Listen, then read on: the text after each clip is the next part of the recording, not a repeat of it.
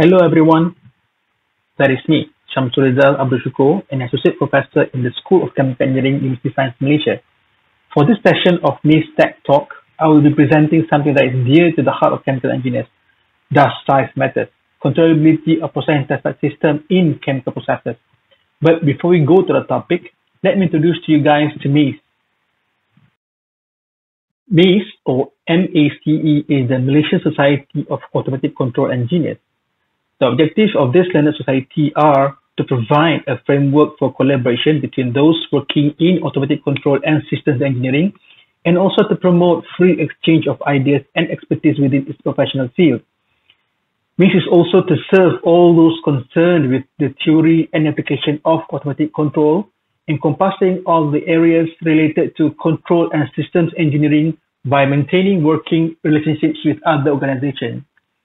MACE is also to promote the science and technology of automatic control engineering in all systems, including engineering, physical, biological, social, or economic. All right, some of the highlights of MACE are: MACE has been in existence since 10th of August 2015. MACE held its first AGM on the 17th February 2015 and also has been registered under ROS since 2015. MACE has become the national member organization, or NMO, of International Federation of Automatic Control IFAC since July 2016. So guys, feel free to visit and view MACE website and also MACE YouTube channel, and do not forget the Facebook of MACE page. Alright, so shall we continue with the today's session? So, the main question is, does size matter? These are my outlines for the talk today. I'll start with a brief of the technological advancements just to put things into the right perspective and obviously the right size. Followed by a brief introduction of process classification. Then we go to the core of the topic, controllability of PR system. And we will continue with some showcase of sensor and instrumentation, and followed by the need of having integrated process control, and last but not least, some takeaway message in the conclusion. Can any of the viewer guess what is this? I give you 3 seconds to guess. Have a go.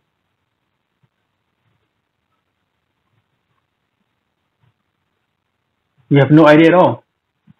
Well, this is the backbone of a mainframe computer back in the 1940s. It's huge, isn't it? This is another example of a mainframe computer. It is in the 1950s, and this is pictured in one of the computer museums in Europe. Those days, computers are very bulky and huge. They could only perform a single task, and they had no operating system. This is one of the earlier versions of personal computer, which is mainly dominated by IBM and Apple. If you have the chance to own or even use it, then you might be old enough like me. Well, just joking. These are the ones that we do see in the early 80s. Followed by one of the modern era PC, which now has advanced OS and can do multiple tasks in one go. All in all, the PC now has shrunk into a single piece of an A4 size tablet, which totally can replace the personal computer, and not just that. It is your diary, your scheduler, your camera, your gamepad, and many more. We can see that the size has shrunk into multiple folds, and the complexity of the tasks that can be run in modern day tablets are enormous. So now, let us look into another example, something that we are really attached to. Does any of the viewers have the experience using one of those when they first appear in the market? You do?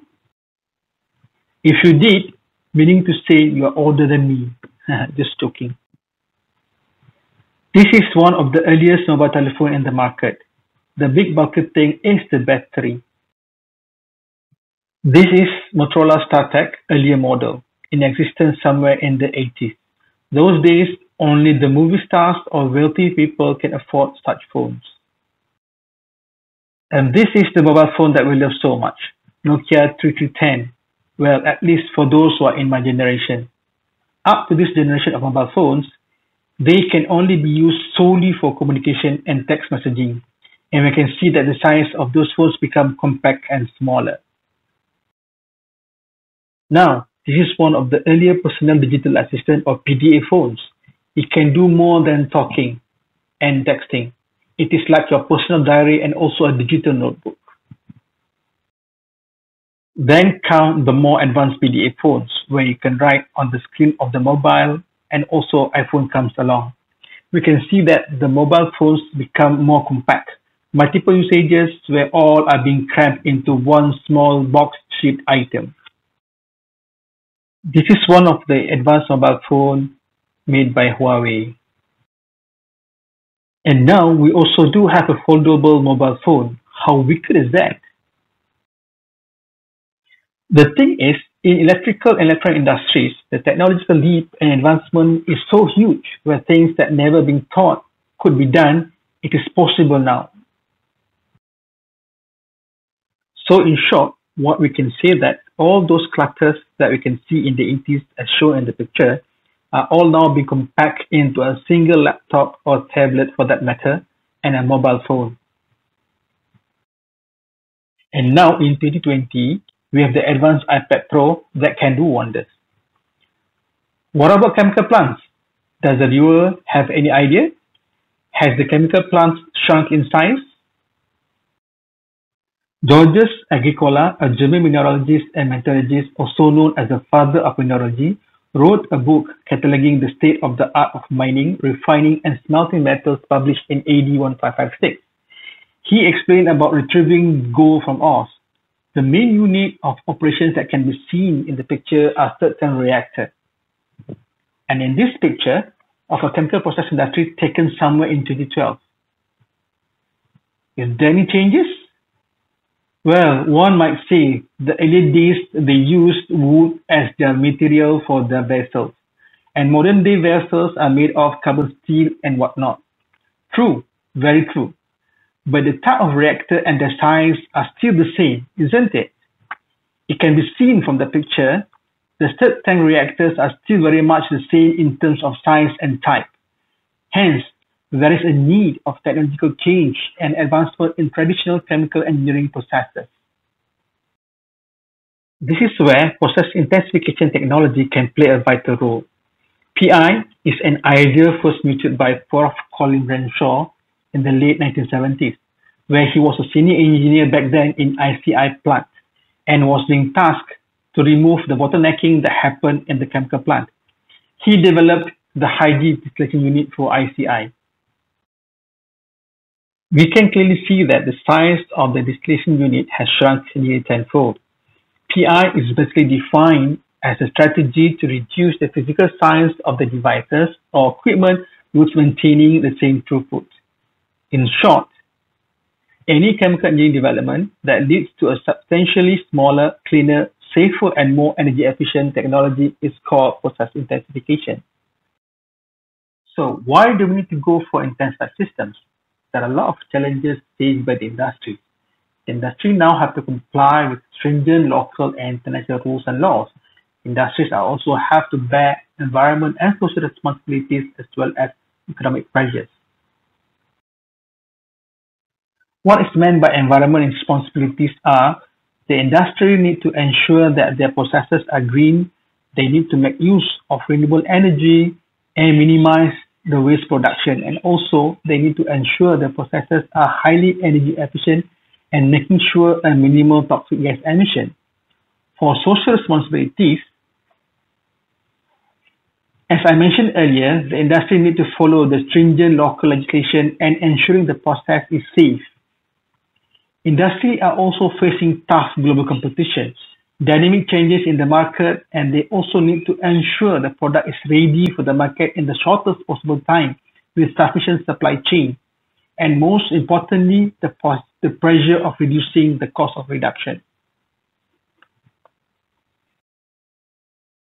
The industry need also to comply the product requirements that meet the ever-growing market needs.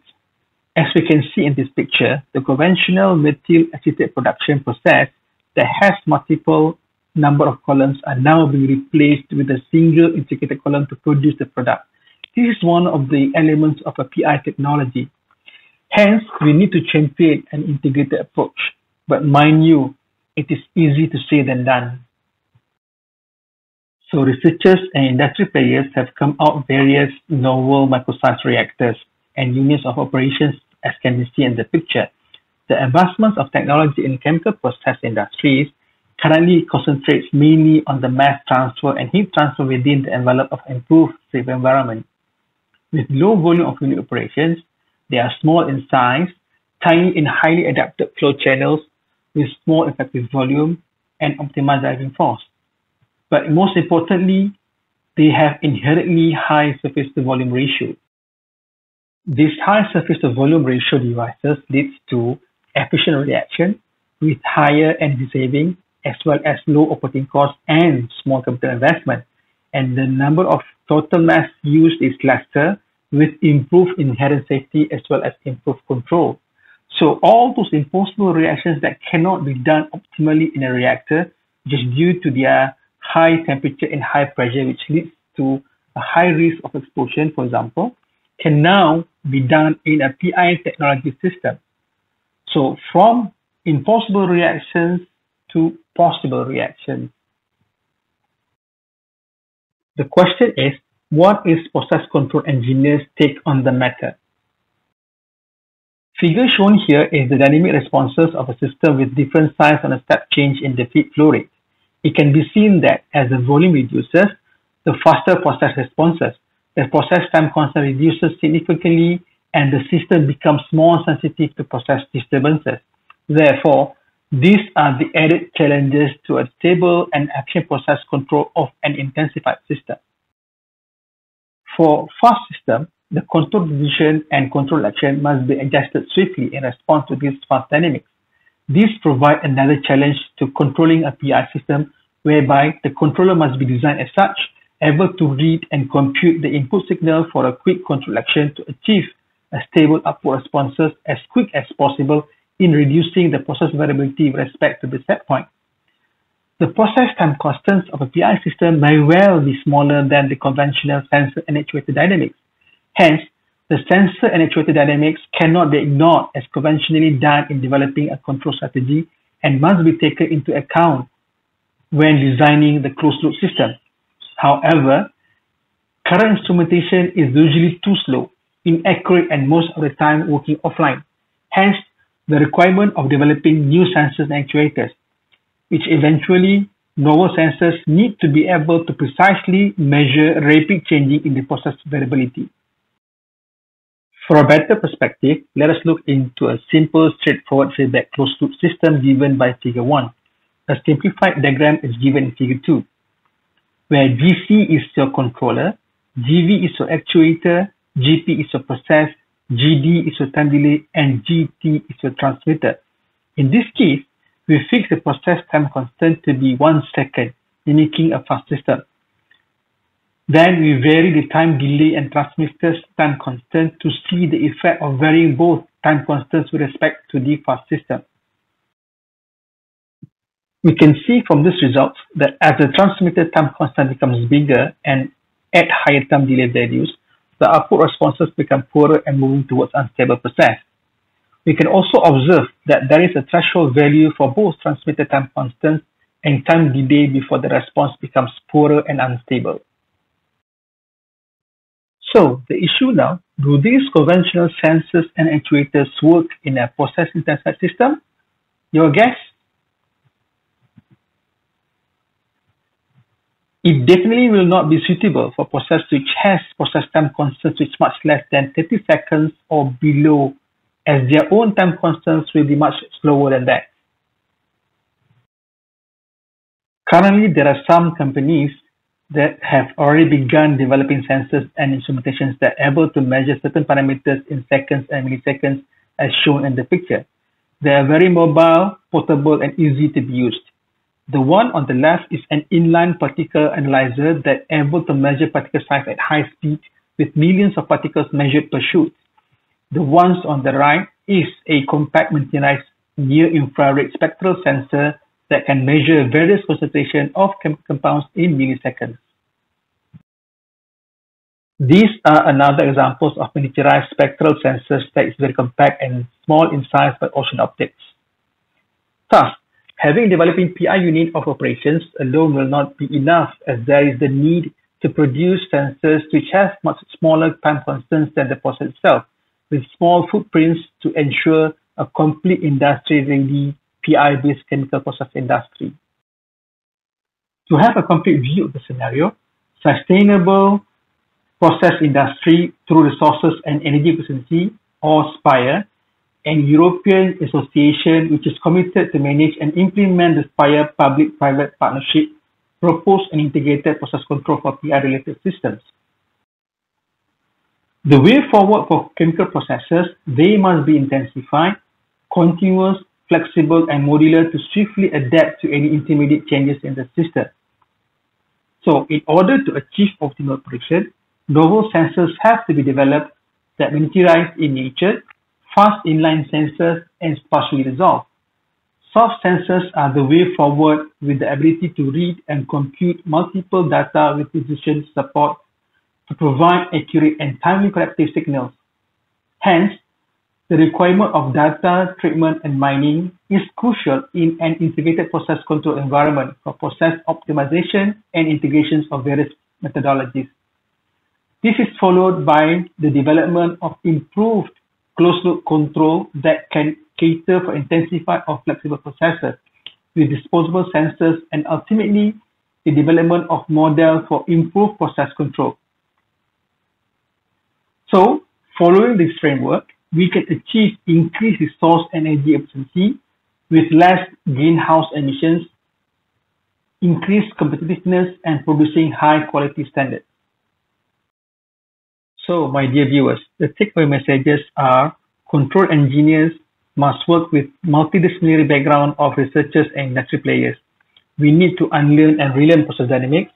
We also need to unlearn and relearn process control theories. Develop novel sensors that have fast dynamics and accurate with increased performance. And lastly, able to integrate multiple processes into one with appropriate optimization techniques in ensuring minimal process variability in the system. Alright guys, hope you guys able to get some insights and knowledge of the topic. So thank you very much.